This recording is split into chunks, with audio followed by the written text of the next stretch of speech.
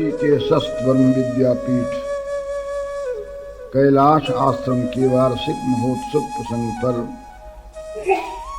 इस वर्ष उपनिषद अष्टादशाध्यान यज्ञ का आयोजन किया गया है, जिसमें कल तक अथर्ववेदीय प्रश्नोपनिषद के चतुर्थ प्रश्न तक संक्षिप्त विचार श्रवण कर चुके हैं। अब इस उपनिषद के 2 प्रश्न शेष रह गए हैं, जिन पर विचार अभी करना है और आगे मुंडकोपनिषद पर भी कुछ सुनेंगे।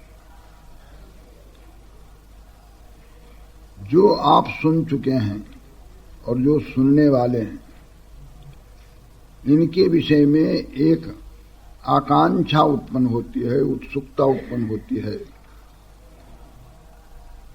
उसका समाधान पहले सुन लेना, कर लेना अच्छा है।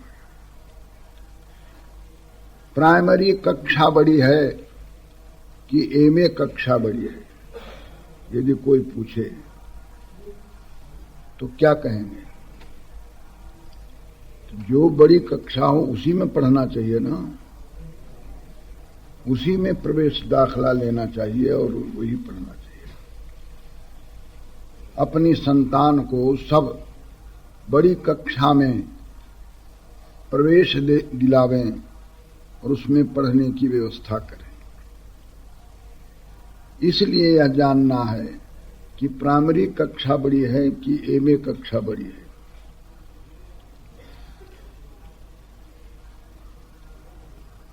एमए कक्षा बड़ी है, पर यदि प्राइमरी नहीं पढ़ा हो तो एमए कक्षा में जाने से कुछ उसे लाभ हो सकता है कि नहीं? नहीं लाभ होगा। पढ़ने का एक क्रम है, प्राइमरी से ही पढ़ते पढ़ते तब एमए तक के पहुंचे।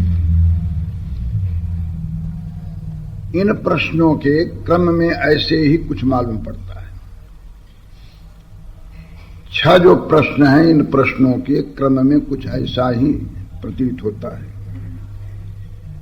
पहले सृष्टि के संबंध में प्रश्न किया कबंध कात्यायन ने, और उसका सम्यक उत्तर दिया। जीने की कुछ कला भी बतलाई। इस तरह से गृहस्थ जीवन में रहना चाहिए। उसके बाद इस शरीर, जिसे प्रजा नाम से श्रुति ने कहा है, एक कितने देवता इस शरीर को खड़ा किए हुए हैं। इस प्रजा को, आने हम लोगों के शरीर को कौन कौन खड़ा किए हुए हैं? दूसरे प्रश्न में आया, उसका उत्तर दिया। वो 5 देवता हैं, जिन्हें हम पंचभूत कहते हैं। वे ही पंचभूत कहीं स्थूल कहीं सूक्ष्म रूप बना करके इस शरीर को खड़े किए हुए हैं। पंचभूतों का ही परिणाम है शरीर। स्थूल पंचभूत का परिणाम स्थूल शरीर है, और सूक्ष्म पंचभूत का परिणाम विकार कार्य सूक्ष्म शरीर है। बहुत सजा करके कहा है। इसमें जीवात्मा कैसे आता है? ऐसे घृणित बेकार शरीर में जीवात्मा कैसे आता है? उत्तर दिया तीसरे प्रश्न में कि वो मनोकृतेन संकल्पेन,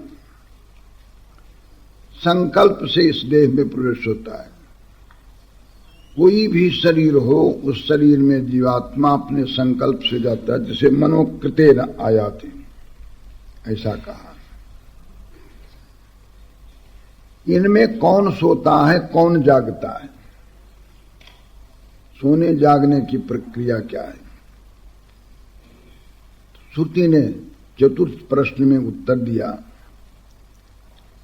कि और सब तो सो जाते हैं, किंतु प्राण जगता रहता है। प्राण सोता नहीं। और यदि किसी शरीर में प्राण भी अपनी क्रिया छोड़ दे तो अंतिम हो गया, उसको तो उठा करके स्मशान में फूंक देंगे।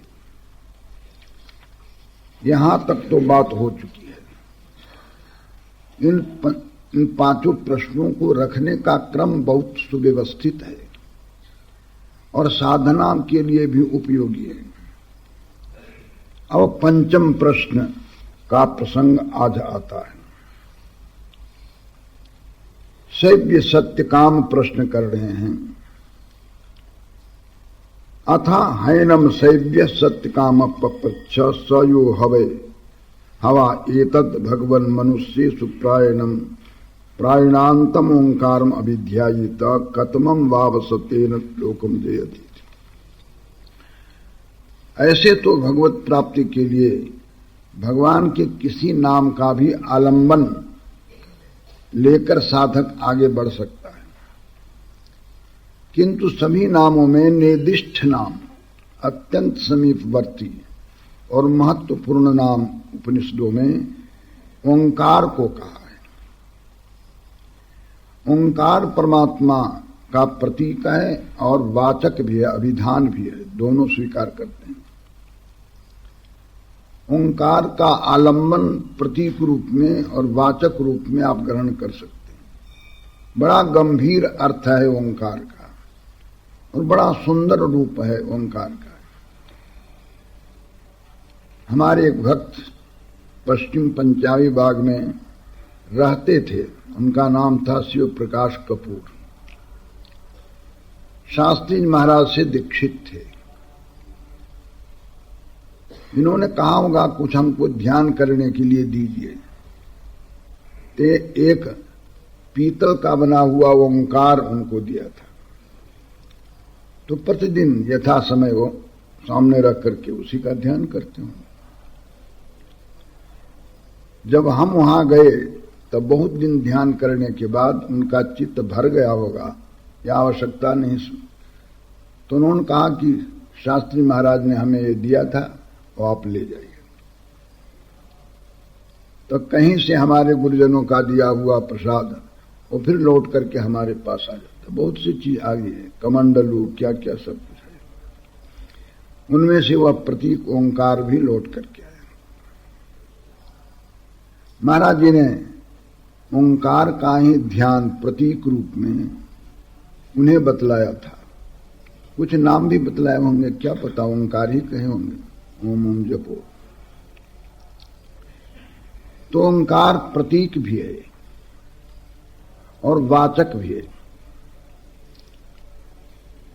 परमेश्वर अर्थ का वाचक ओम है और जितना व्यापक अर्थ लिए हुए ओंकार है ना, उतना व्यापक अर्थ किसी भी दूसरे नाम का नहीं है।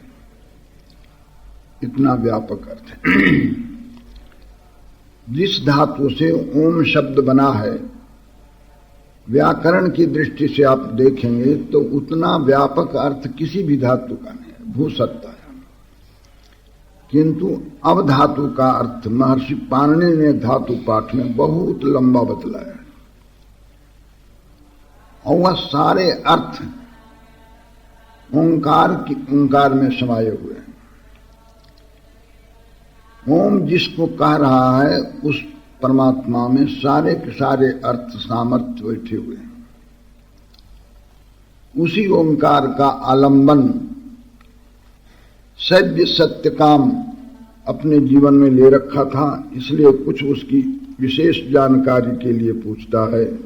अथा हैनम, अब शिवी के पुत्र सैव्य सत्यकाम, ऐसे सत्यकाम एक जबाला के पुत्र भी हुए हैं। उस जाबाल सत्यकाम के विषय में नहीं कहते हैं। ये शिवी के पुत्र जो सत्यकाम है, इसने पूछा, पिप्पलाद ऋषि से पूछा, सयो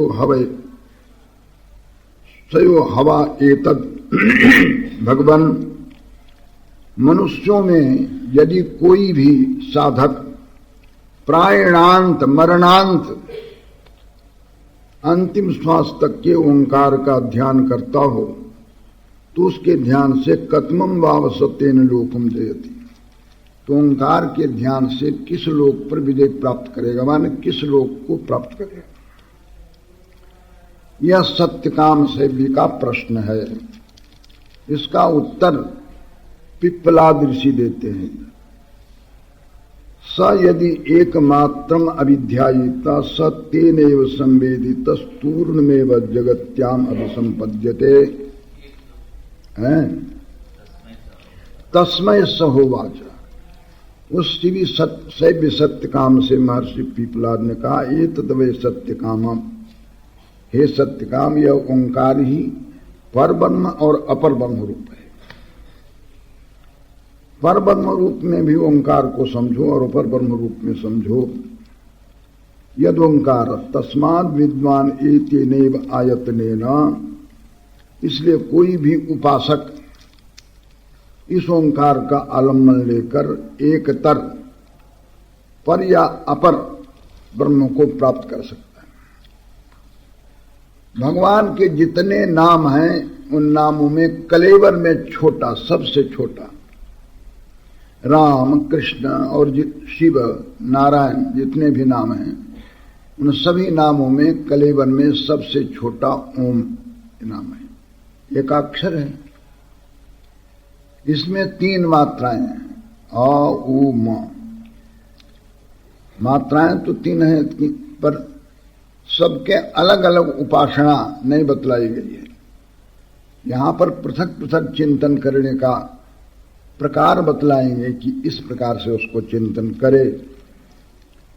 यदि कोई साधक प्राणांत मरणांत ओंकार का ध्यान करता हो तो इससे किस लोक पर विजय प्राप्त करेगा, यह प्रश्न है।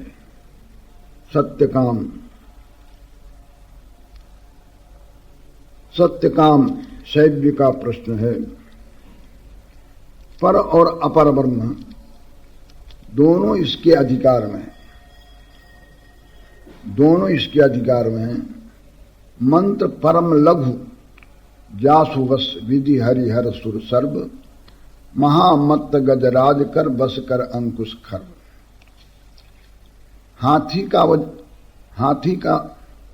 हाथी की वजन कितनी होती है और उसे बस में रखने वाला अंकुश कितने टन मन का होगा, छोटा सा होता है। ऐसे ही पर और अपर ब्रह्म को बस में करने वाला ये मंत्र है, ओंकार मंत्र। परम लघु जासु वश, जिसके अधीन विधि हरि हर सुर सर्व, ब्रह्मा विष्णु महेश और सभी देवता इस ओंकार के अधीन हैं। जैसे महामत वाला हाथी को अंकुश वश में रखता है, ऐसे ही पर अपर ब्रह्म सभी देवताओं को ओंकार ने अपने कोड में कर रखा।